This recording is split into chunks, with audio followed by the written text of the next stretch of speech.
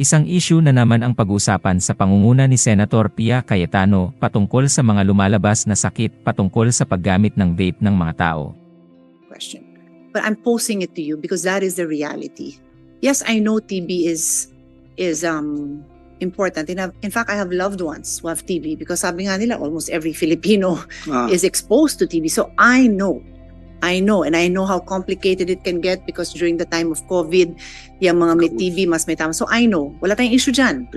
Dahil di umano sa pagbebenta ng mga vape sa lansangan, madaming mga nahihikayat bumili at gumamit nito. Anya, pati mga kabataan ay biktima ng mga ganitong klaseng gamit at hindi alam na malaki pala ang magiging pinsala sa pangangatawan ng mga gumagamit. Halika at panoorin ang video na ito. May mga grupo bang humahadlang sa pagsulong ng TB programs natin? Meron ba? Wala naman, ma'am. Wala naman. So, if you are the leader of a battle, saan kang battle pupunta? Dun sa may kalaban ka o dun sa walang kalaban? You don't have to answer that question. But I'm posing it to you because that is the reality. Yes, I know TB is important. In fact, I have loved ones who have TB because sabi nga nila almost every Filipino is exposed to TB. So I know, and I know how complicated it can get because during the time of COVID, yung mga may TB mas may tama. So I know, wala tayong issue dyan. Ang tanong ko lang is, may humahadlang ba? I'm happy for you. I congratulate you for the recognition. I'm happy when anyone in our country gets recognition because Filipinos are known to be hardworking and we're intelligent and we deserve the recognition. Pero saan kang laban kailangan, Secretary? Yun ang tanong. Okay? So I'll leave it at that. Let's proceed because I need you to decide what your priorities are. Because if you tell me that you've requested to be part, and I do know your history as an anti-tobacco advocate, then I want to see if next year, paano kung may kasabay? Paano kung may polio? Ang tindi din ng polio. I'm very scared about the resurgence of polio, of measles. Paano kung doon ka pinatawag? I would like you there too. Those are also issues important to me as a mother, as a health advocate. But saan ka kailangan? That's so correct. Anyway, I give you back the floor. Please proceed. Thank you, Madam Chair, for that clarification. And I continue because when I came back, even after, although I attended the TB meeting, when I came back and I heard after the events in Panama, I immediately held a meeting with the chief of the PNP. And the purpose of the meeting was really to implement the vape law in which they lowered the age limit to 18. So I held a meeting with PNP and said, what is the PNP doing? And they promised, at that time it was still PNP Chief Acorda.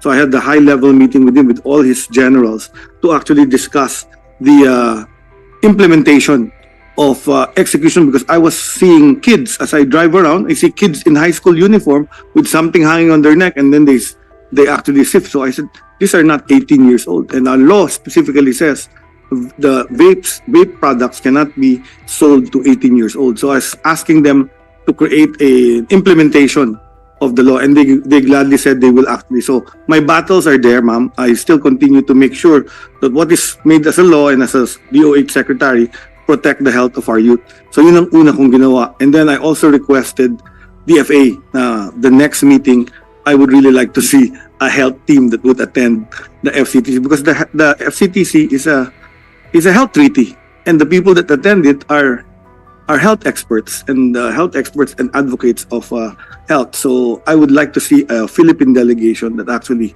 are pro-health, which is our mandate. So, and I would love to head a team like that. And you can understand also my frustration because I'm going to be head of delegation of a 34-man team, and more than half are from the industry. So, but you also should have put on record your statements about it, Secretary, because as public officials, we will all be held accountable for our actions. So for your protection, each one of you, DTI, FDA, DOH, cover your tracks. I'm not scaring you, but it is a fact. If you don't cover your tracks and you become party to actions that endanger Filipinos, you could be. The law is very clear.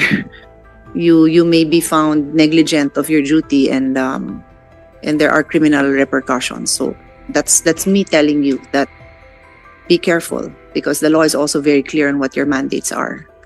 So anyway, Thank you very much, ma'am. Put it on record. If you have a problem with how things were organized, if you do not agree with that 30, you should say so.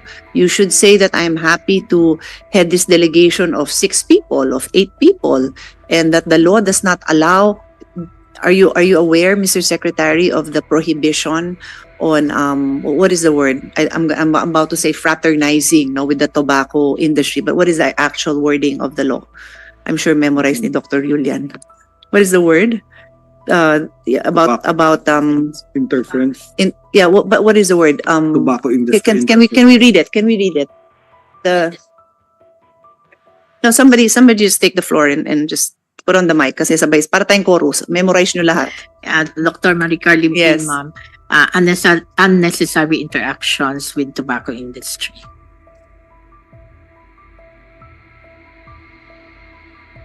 Necessary actions with the tobacco industry. That's what it is. Unnecessary. So pag necessary, so for example, what I was explaining to my team, they have to register. So if they will have to talk to the representatives of FDA and ask for clarification what's the registration requirement, okay naman yun eh, kasi kailangan naman nila malaman kung paano mag-register, di ba? Ngayon, kung sasama sa anniversary ng DOH o DTI, I don't think that's necessary. Kung sasama sa delegation, it's a health convention. Why are they there? They can give their position paper, they can submit their position paper. So you have to make a stand. Thank you, Madam Chair. Yes, we actually did make a stand.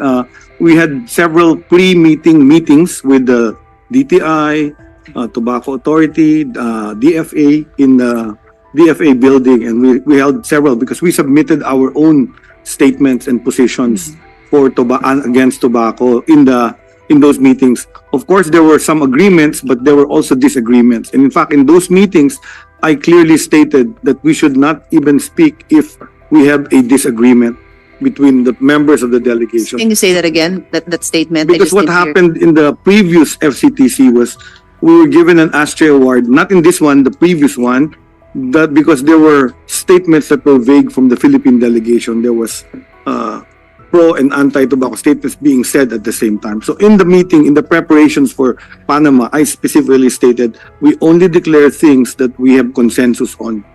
And those wherein we are arguing, industry is arguing with health, we will not make any official statement. And I think our SDS was able to actually handle that very well. Even my Chief of Staff, Undersecretary Lilibet, knew our stand. It's the health stand. Even the President knew I'm for the health stand of the Filipino people in this one. On that note, Mr. Secretary, what happened was, and yun nga, it was a battle you were not physically present in. Nagkanda delay ang resolution on the issue of testing and content of tobacco products. And there were all sorts of, not all sorts, but there were recommendations coming from the Philippine delegation, which basically led to the delay. And the delay is known to be a tobacco lobby tactic. If you're new to this, which you are not, but those new to it might not see it right away na, ano naman, karapatan naman nila mag-propose ng expert group, working group, isang katutak na group, yun nga yung point eh. In the world of tobacco lobby, the advocates for health know that it is a tactic. And you were not around to try to push it, no? With all due respect to the late Secretary Guevara, who I have a lot of respect for, he was explaining how he did not see right away that this resulted in non-action on the part. Basically, there will be nothing will happen because the convention doesn't have a lot of funds, so the end result is nothing will happen. He did not recognize that, and I believe it is on record, so do correct me if I'm wrong, that he said on hindsight he did not realize that yun yung repercussion. Maybe he would realize it if you were there, Mr. Secretary. Yun yung point. Like, who's the best man, diba? The best man should have been you, with all due respect. Thank you for that confidence. But we were actually supporting SDS at that time. In fact, many of the suggestions were coming from our team, from the Department of Health. It's like me sending my amazing female team of lawyers instead of me. I'm sure they will be like, fight kami, PSC, they call me PSC, fight kami, yeah, I'm sure. But iba pa rin yung impact kung ako yun. Alam mo na yun. Alam mo na yun. It's the same reason why I'm having a second meeting, because I need to see you eye to eye, face to face, because I need to hear it from you. So there is a difference. Maybe for your confidence or trust, I was actually getting daily updates from the person beside me. I see Asik Albert was physically at the meeting, and he was sending me Viber messages. I was actually and explaining things that were happening in the meeting. So I was there in the battle virtually. I also get from Dr. Domingo. It's very competent. Very competent. But let's not argue about this, no? Like I said, if hindi ka nag-attend nung TB, meron bang humaharang sa TB program? Wala. Dito, may humaharang? Meron. Marami. So, that's what it is. Floor is still yours. What else do you want to add? Yes. Well, I will not argue with you, Madam, for that, but TB was an opportunity that came, and I saw it as a judgment call, and I did get a lot of assistance and help. We got donations for additional drug-resistant TB meds, and also the chairmanship of that big international TB partnership, plus all the international agencies that are actually helping us in our fight in TB. So to me, it's a big success, and I think I can recover. I will be able to lead the next FCTC delegation of the Philippines still, and be able to push the anti-tobacco and the health dimension as well. Thank you, Madam. Yeah, so the next question will answer my concerns